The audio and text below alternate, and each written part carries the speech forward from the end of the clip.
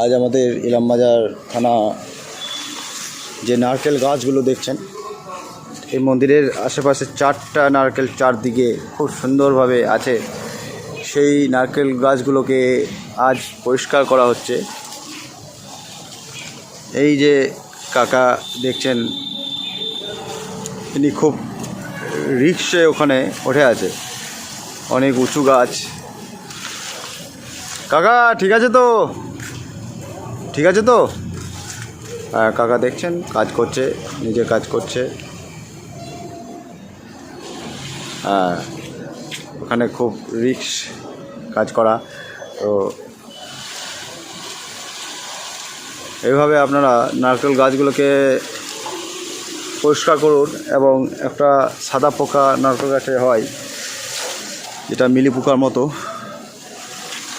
সেজন্য স্প্রে করতে হবে মাঝে মাঝে। নারকেল গাছগুলোকে স্প্রে করুন, ফল ভালো দেবে। এবং গোড়াগুলোকে একটু ভালোভাবে পরিচর্যা করুন। গোড়াগুলোতে একটু খাবার দিন, লবণ, হাড় গুঁড়ো এবং মাছের যে আঁশ, মাছের যে ফেলে দেওয়া অংশগুলো, সেগুলোকে খাল করে একটু দূরে দূরে খাল করে গোড়ায় ভরে দিন এবং মাটি চাপা দিন, ভালো ফল দেবে। আমাদের নারকেল গাছকে আমরা পরিচর্যা না করার ফলে আমাদের ফল সেভাবে পাই না। এই নারকেল গাছটা এই কয়েকটা ফল আছে, অবশ্য বড় বড় ফল দেয় এই নারকেল গাছগুলো। হ্যাঁ, তো এই দেখছেন সবই ফল এসেছে, প্রত্যেকটা গাছেই ফল এসছে। এই যে পাতাগুলোকে কাটিং করা হচ্ছে।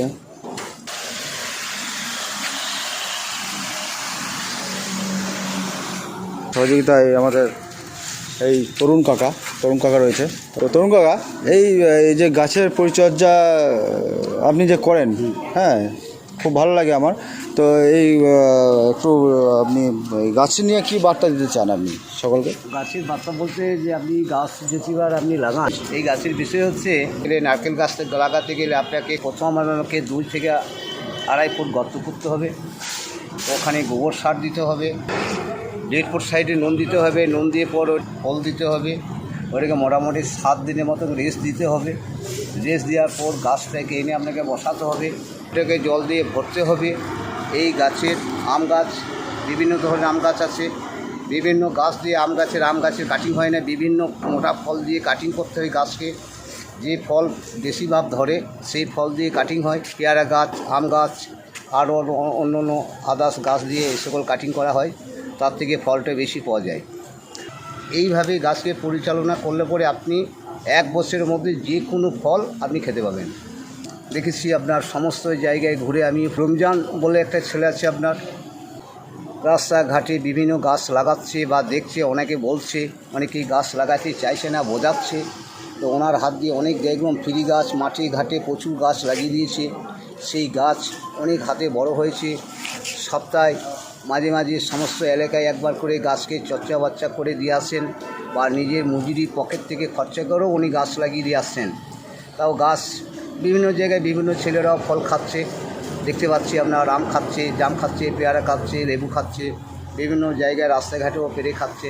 তো দেখছি যা ছেলেদিকে বলছি, যখন এই গাছটা কে লাগিয়েছে, তখন এই ভদ্রলোকের নাম করছে রমজান বলে একজন ভদ্রলোক আছে, উনি এই গাছগুলো লাগিয়ে গেছে। তো প্রত্যেক মানুষ যদি বা রাস্তাঘাটে যদি গাছ লাগানো হয়, আমাদেরও একটা গাছের একটা বায়ু নিঃশ্বাস বলে আমাদেরও একটা শরীরের পক্ষে খুব ভালো হবে। বা বিভিন্ন জায়গায় বিভিন্ন লোক এসে একটা গাছ তলায় দাঁড়িয়ে একটা ফলও খেতে পাবেন, বা 2টো ফল ব্যাগে বা থলিতে ভরে দিয়ে সেই জায়গায় পরিচালনা করবেন যে অমুক জায়গা থেকে এই রাস্তার ধারে গাছ ছিল, এই ফল পেয়েছে। আপনারা সকলেই গাছ লাগান, গাছ লাগালেন আপনারা ফল পাবেন, বা গাছের কী যে গুণ সেটাও আপনারা পাবেন। তো পাল্টায় গাছ লাগাই, চলো পাল্টায় গাছ লাগান, চলো পাল্টায় রাস্তাঘাটে গাছ লাগান, নিজে বাঁচেন, লোককে বাঁচান, অপরকে ভালো রাখেন, ঠান্ডা হাওয়া খান, গাছতলায় ঠান্ডা বসে রেস্ট নেন। এই সমস্ত সবাই যদি বা 5 জন 10 জন এগিয়ে আসি, প্রত্যেক মানুষের রোগ ব্যাধি সমস্ত দূর হয়ে যাবে। থ্যাংক ইউ, ধন্যবাদ তরুণ কাকাকে।